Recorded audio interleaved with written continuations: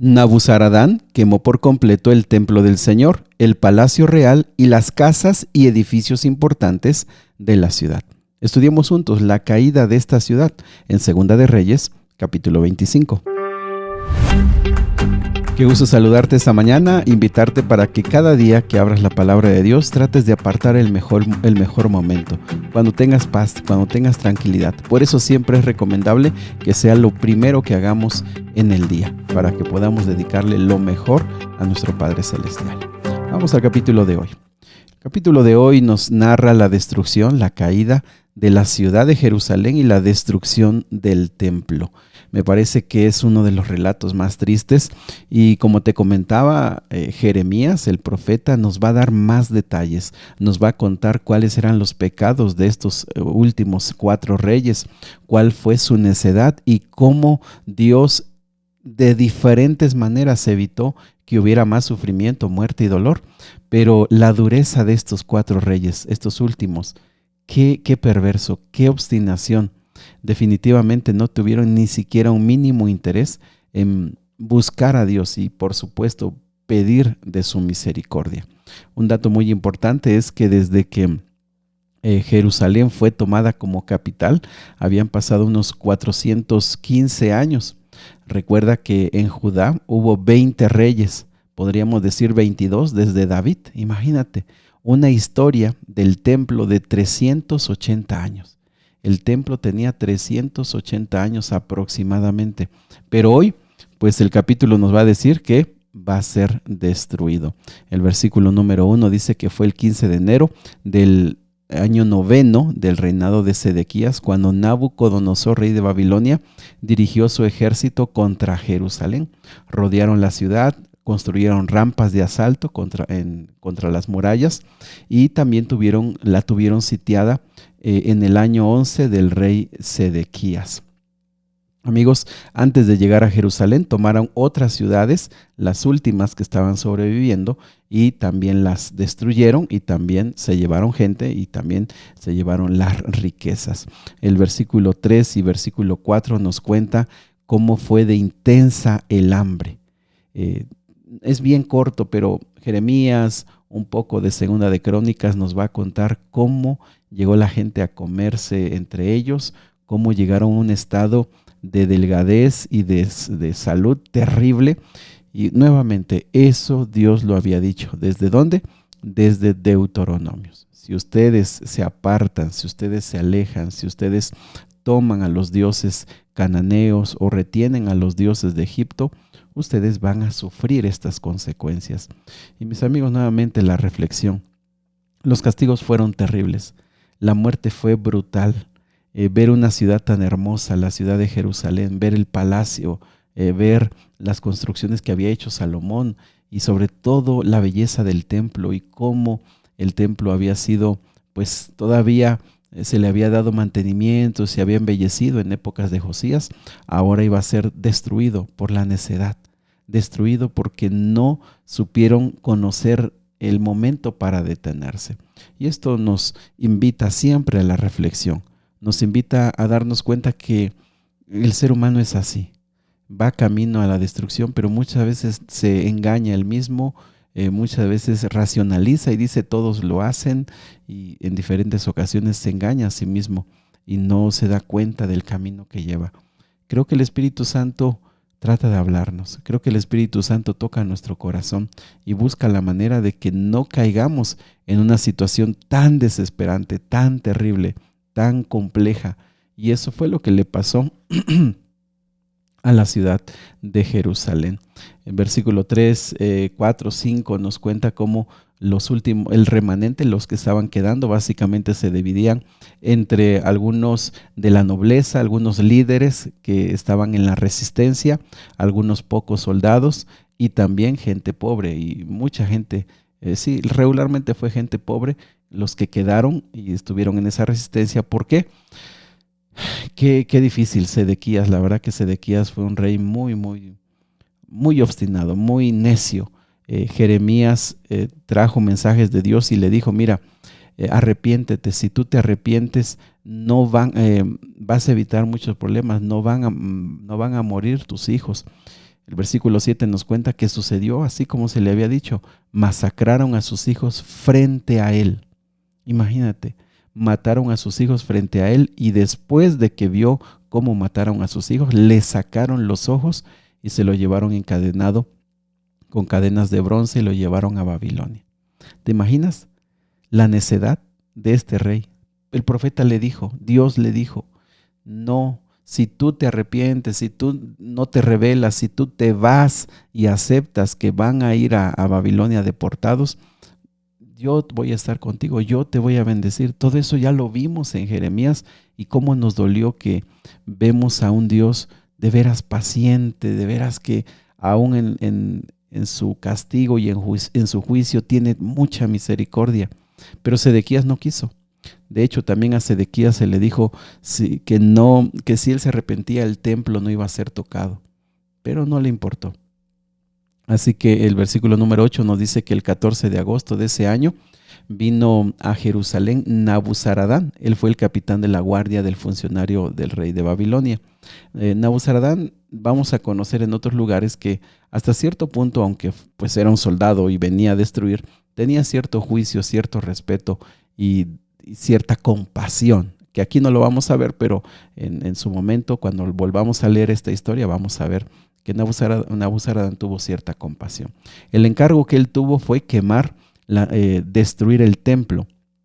En el templo ya no había muchas riquezas, porque ya se habían llevado todas. Entonces, lo que se hace es que se van a llevar las riquezas, por ejemplo, las columnas, la riqueza que está en tamaños más grandes, que era lo último que había, todo eso se llevaron y también se quemó el palacio y también las casas y los edificios más importantes de la ciudad.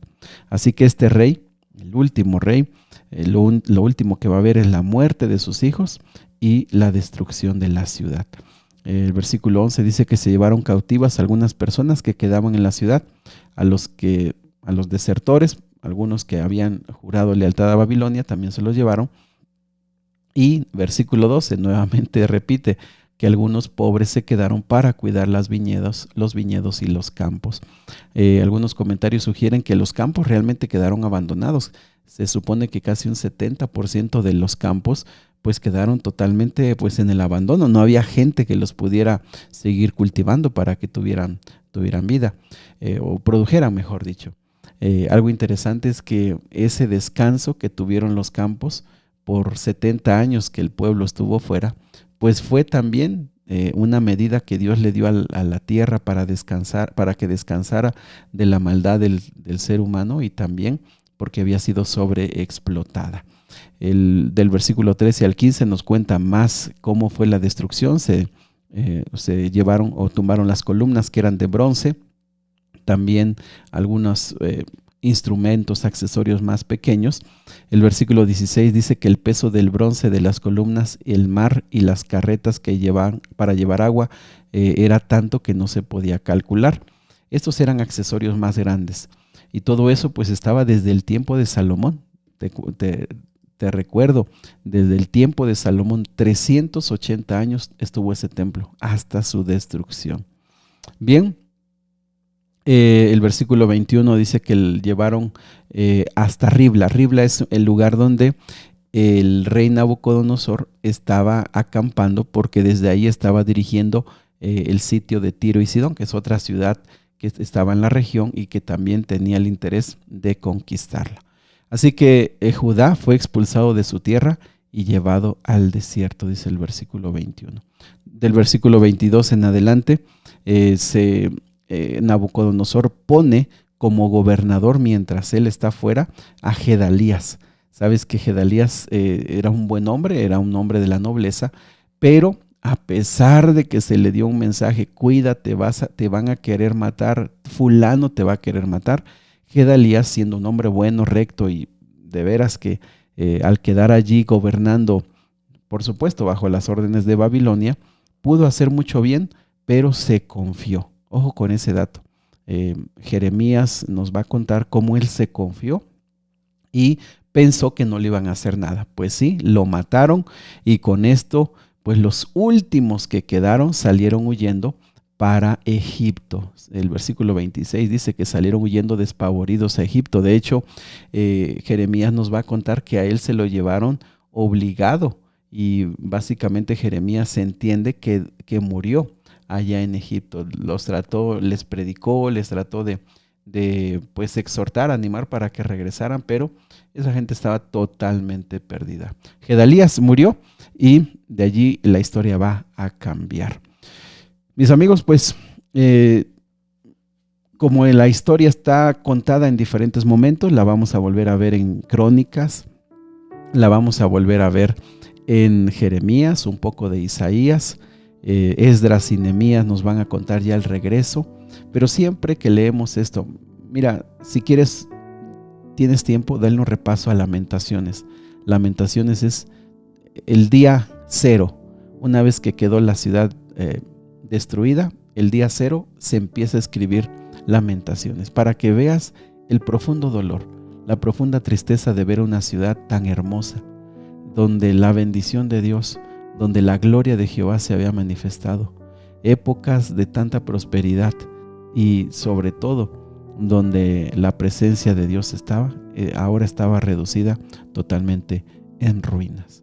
Mis amigos, si pudiéramos aprender de esto es que así es el ser humano, igualito. A veces nos endurecemos tanto, no escuchamos los consejos, menos escuchamos a Dios, y a veces el ser humano llega a situaciones tan terribles, de tanta oscuridad, donde definitivamente solo Dios lo puede volver a reconstruir. Así que, pues aprender de esto, aprender de la necedad, aprender del orgullo, aprender de la terquedad, pero sobre todo, pues reconocer que Dios nunca dejó a su pueblo. Si lo hubieran escuchado, no hubiera sido destruido el templo, no hubieran muerto los hijos del rey, y mucho menos lo hubieran llevado ciego a como lo llevaron. Padre querido, cada vez que leemos la historia de la destrucción de Jerusalén, siempre nos duele pensar en una historia tan hermosa que tú hiciste al sacar a tu pueblo de Egipto, al darle la fuerza para conquistar la tierra prometida, a tantos héroes, a tantos hombres y mujeres valientes que conquistaron esos lugares, a tantos jueces que levantaste para defender al pueblo y mostraste milagros, mostraste tu gloria a través de formas extraordinarias para salvar a tu pueblo, cómo les diste una tierra hermosa que fluía leche y miel, que pudieron tener hijos, que pudieron tener familias, que pudieron crecer. Da mucha tristeza ver, Señor, cómo levantaste a valientes como David para fundar o tomar a Jerusalén, a Salomón para poner el templo, a tener las riquezas y el poder para construir un gran templo. Y sin embargo, Señor, por la dureza del corazón, por la terquedad, por los ídolos, por las imágenes, por la adoración de lo pagano, tuvieron que recibir este castigo para poder aprender. Señor, ayúdanos para poder detenernos a tiempo, ayúdanos para reflexionar en nuestra propia vida y sobre todo a entender que tu misericordia siempre es grande, siempre es grande. Te lo pedimos, Señor, en el nombre de Jesús. Amén.